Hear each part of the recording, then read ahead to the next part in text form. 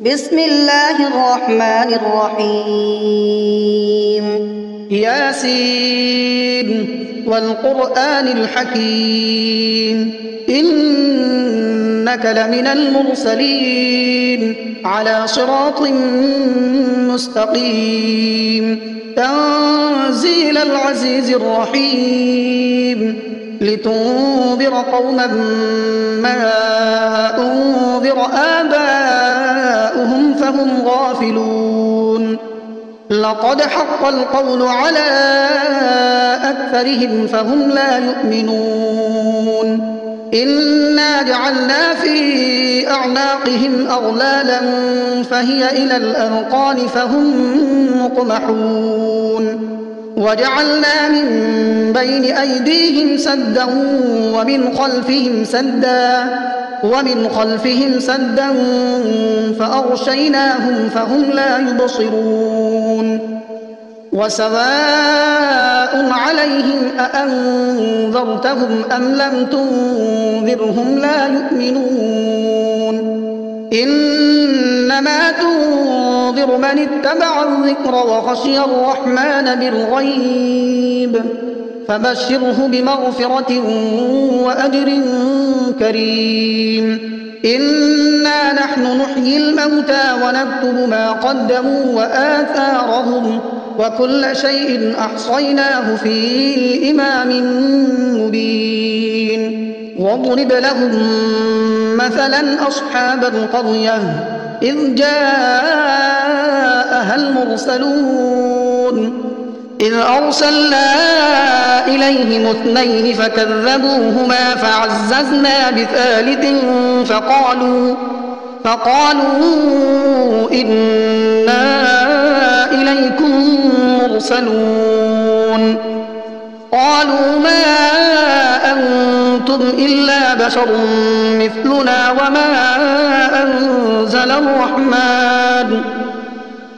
وما أنزل الرحمن من شيء إن أنتم إلا تكذبون قالوا ربنا يعلم إنا إليكم لمرسلون وما علينا إلا البلاغ المبين قالوا إنا تطيرنا بكم لئن لم تنتهوا لنرجمنكم وليمسنكم منا عذاب أليم قالوا طائركم معكم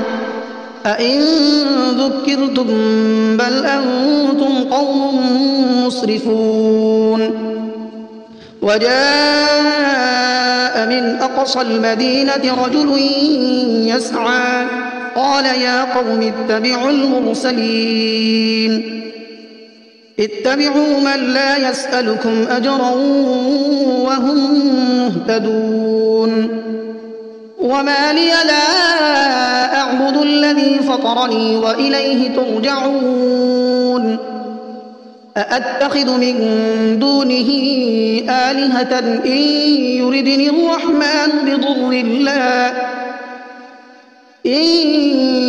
الرحمن بضر لا تغن عني شفاعتهم شيئا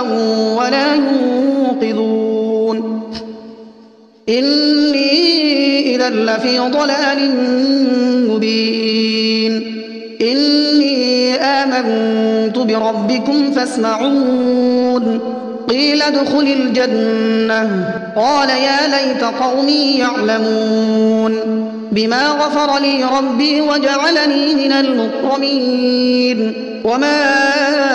أنزلنا على قومه من بعده من جند من السماء وما كنا منزلين إن كانت إلا صيحة واحدة فإذا هم خامدون يا حسرة على العباد ما يأتيهم من رسول إلا كانوا به يستهزئون ألم يروا كم أهلكنا قبلهم من القرون أنهم إليهم لا يرجعون وإن كل لما جميع لدينا محضرون وآية لهم الأرض الميتة أحييناها وأخرجنا منها حبا فمنه يأكلون وجعلنا فيها جنات من نخيل وأعناب وفجرنا فيها من العيون ليأكلوا من ثمره وما عملته أيديهم أفلا يشكرون سبحان الذي خلق الأزواج كلها مما تنبت الأرض ومن أنفسهم ومما لا يعلمون وآية لهم الليل نسلخ منه النهار فإذا هم مظلمون والشمس تجري لمستقر لها ذلك تقدير العزيز العليم والقمر قدرناه منازل حتى عاد كالعرجون القديم لا الشمس ينبغي لها أن تدرك القمر ولا الليل سابق النهار وكل في فلك يسبحون وآية لهم أنا حملنا ذريتهم في الفلك المشحون وخلقنا لهم من مثله ما يركبون وإن نشأ نغرقهم فلا صريخ لهم ولا هم ينقذون إلا رحمة منا ومتاعا إلى حين وإذا قيل لهم اتقوا ما بين أيديكم وما خلفكم لعلكم ترحمون وما تأتيهم من آية من آيات ربهم إلا كانوا عنها معرضين وإذا قيل لهم أنفقوا مما رزقكم الله قال الذين كفروا للذين آمنوا أنطعم من لو يشاء الله أطعمه إن أنتم إلا في ضلال مبين ويقولون متى هذا الوعد إن كنتم صادقين ما ينظرون إلا صيحة واحدة تأخذهم وهم يخصمون فلا يستطيعون توصية ولا إلى أهلهم يرجعون ونفخ في الصور فإذا هم من الأجداث إلى ربهم ينسلون قالوا يا ويلنا من بعثنا من مرقدنا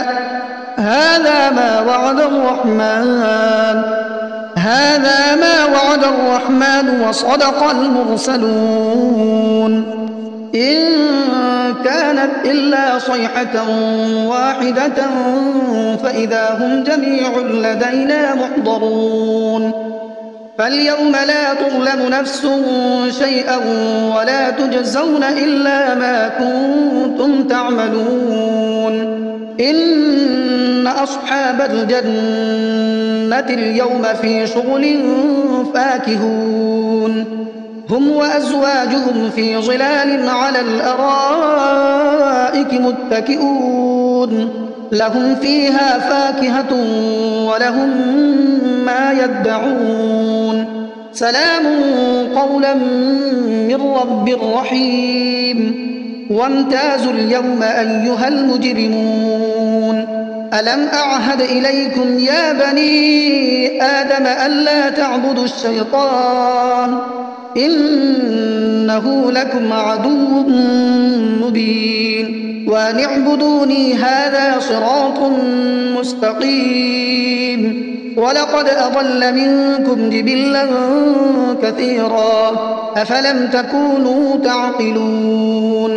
هذه جهنم التي كنتم توعدون اصلوها اليوم بما كنتم تكفرون اليوم نختم على أفواههم وتكلمنا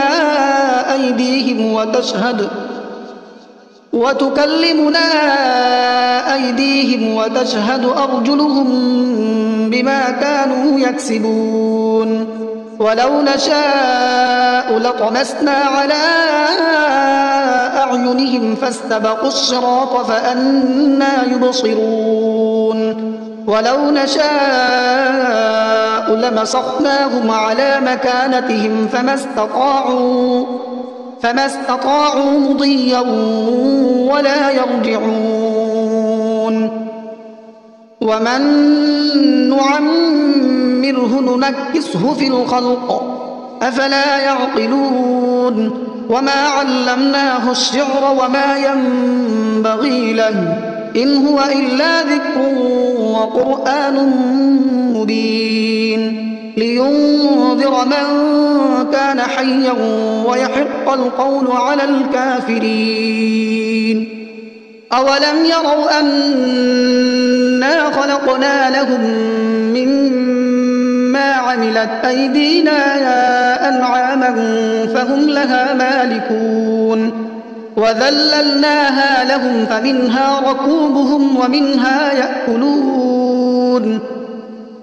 ولهم فيها منافع ومشارب أفلا يشكرون واتخذوا من دون الله آلهة لعلهم ينصرون لا يستطيعون نصرهم وهم لهم جند محضرون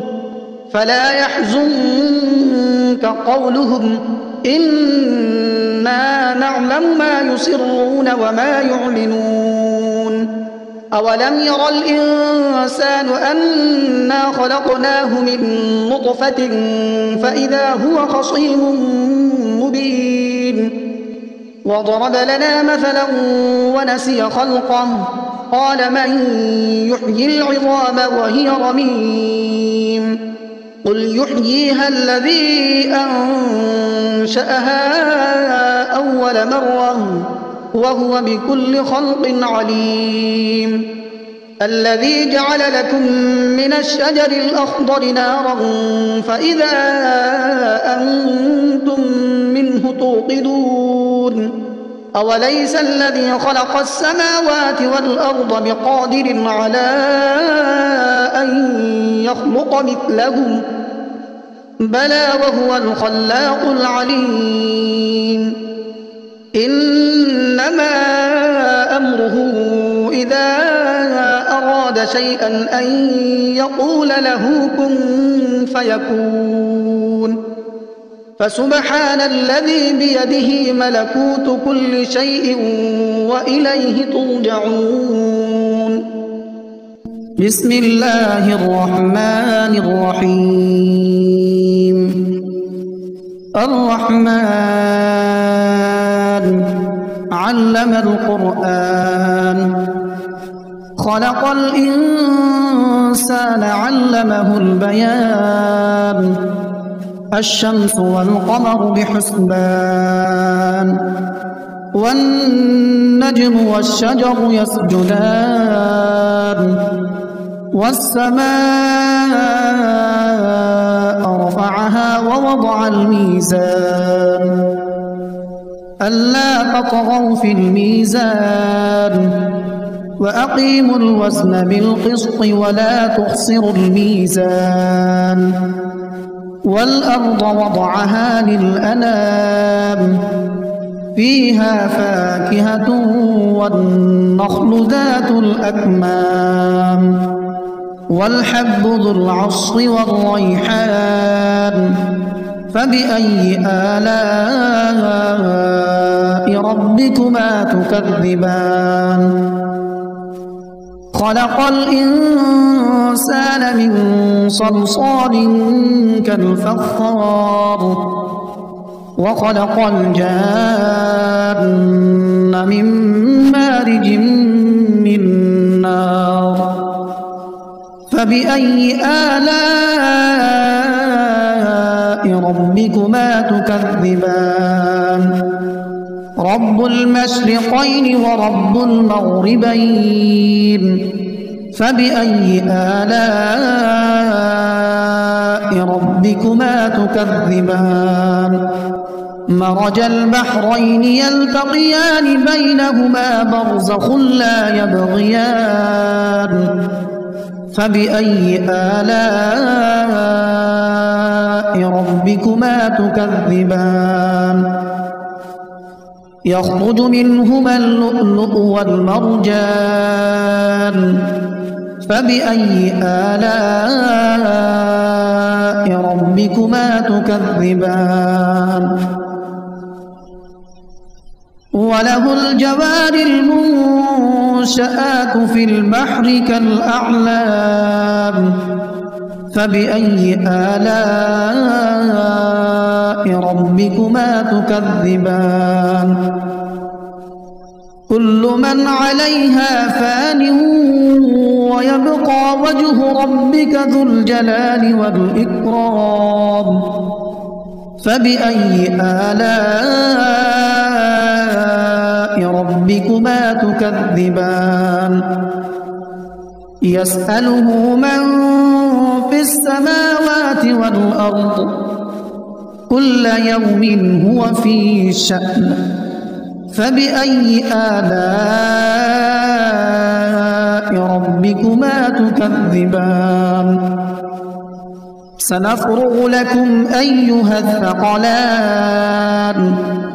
فبأي آلاء ربكما تكذبان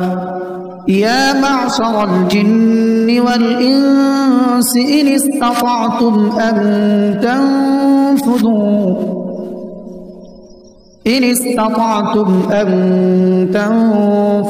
من أقطار السماوات والأرض فانفذوا لا تنفذون إلا بسلطان فبأي آلاء ربكما تكذبان يرسل عليكما شواظ من نار ونحاس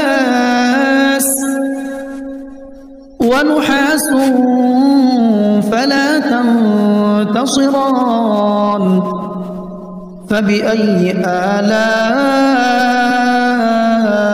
ربكما تكذبان فإذا انشقت السماء فكانت وردة كالدهان فبأي آلاء ربكما تكذبان فيومئذ لا يسأل عن ذنبه إنس ولا جان فبأي آلاء ربكما تكذبان يعرف المجرمون بسيماهم فيؤخذ بالنواصي والأقدام فبأي آلاء ربكما تكذبان هذه جهنم التي يكذب بها المجرمون يطوفون بينها وبين حميم آن فبأي آلاء ربكما تكذبان ولمن خاف مقام ربه جنتان فبأي آلاء ربكما تكذبان ذواتا أفنان فبأي آلاء ربكما تكذبان فيهما عينان تجريان فبأي آلاء ربكما تكذبان متكئين على فرش بطائنها من استبرق وجنى الجنتين دان فبأي آلاء ربكما تكذبان فيهن قاصرات الطرف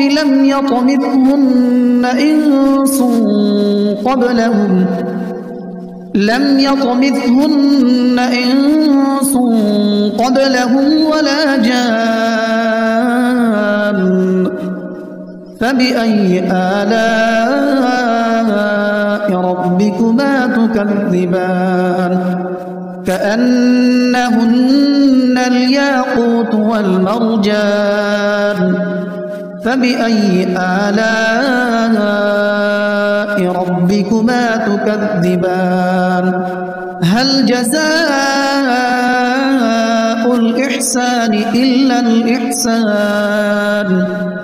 فبأي آلاء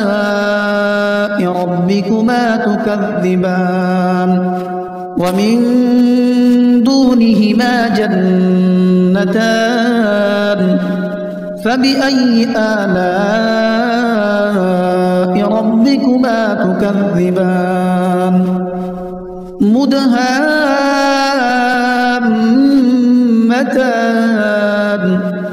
فبأي آلاء ربكما تكذبان فيهما عينان نضاختان فبأي آلاء ربكما تكذبان فيهما فاكهة ونخل ورمان فبأي آلاء ربكما تكذبان فيهن خيرات حسان فبأي آلاء ربكما تكذبان حور مقصورات في الخيام فبأي آلاء ربكما تكذبان لم يطمثهن إنس قبلهم ولا جان فبأي آلاء ربكما تكذبان متكئين على رفرف خضر وعبقري حسان فبأي آلاء ربكما تكذبان تبارك اسم ربك ذي الجلال والإكرام